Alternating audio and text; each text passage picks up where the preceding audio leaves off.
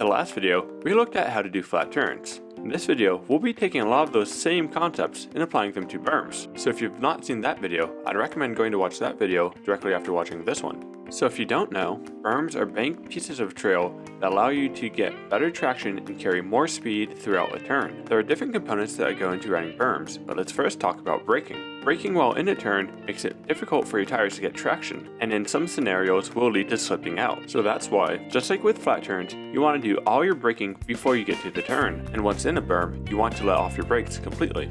Just like with any other turn, the line choice should be a nice smooth arc around the turn, and the sweet spot is usually towards the top. When going fast, I typically aim for a section that's about 6 to 8 inches below the top, and follow that line the whole way around.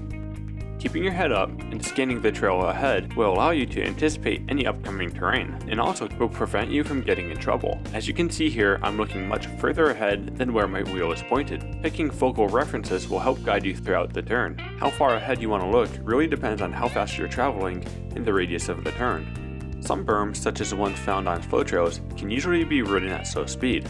However, to ride a steep berm properly, you need to be carrying speed. Momentum helps glue your tires to the wall of the turn so you can lean in without losing traction. A common mistake that a lot of riders make is that they'll still try to ride the top of the berm and end up just slipping down. Without enough speed, we can't get the traction we need to keep our tires high on the berm. In steep berms, as long as we're going fast enough, traction is not an issue. When the banking of the turn allows it, it's a good practice to keep your bike and body perpendicular to the turn. For that reason, we can keep our feet level to resist the g-forces of the turn and also keep our hips directly over the wheels. Now here's where things get tricky. Not all berms are steep enough for the speed we're carrying. In situations where we're going too fast for the steepness of the turn, we want to start using the flat turn technique to maximize traction. By shifting our hips to the side and over a dropped outside foot, we can increase the traction our tires get, and this will enable us to carry more speed through the turn without slipping out.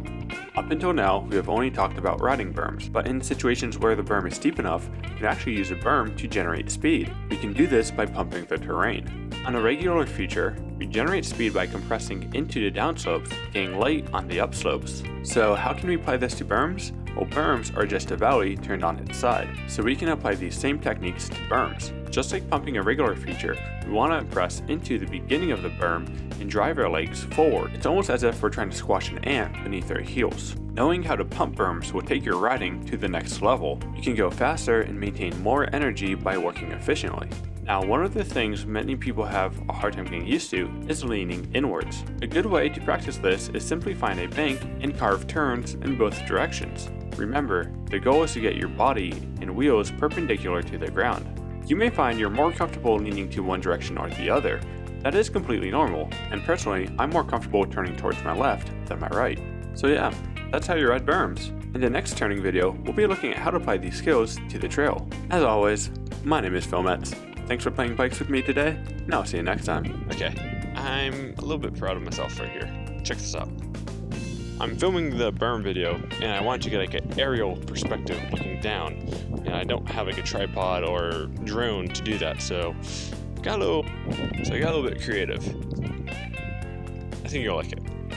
So there was this one branch I was going over the berm, but it was too high, so I took the rake, attached the GoPro to the rake, and hung it in a tree.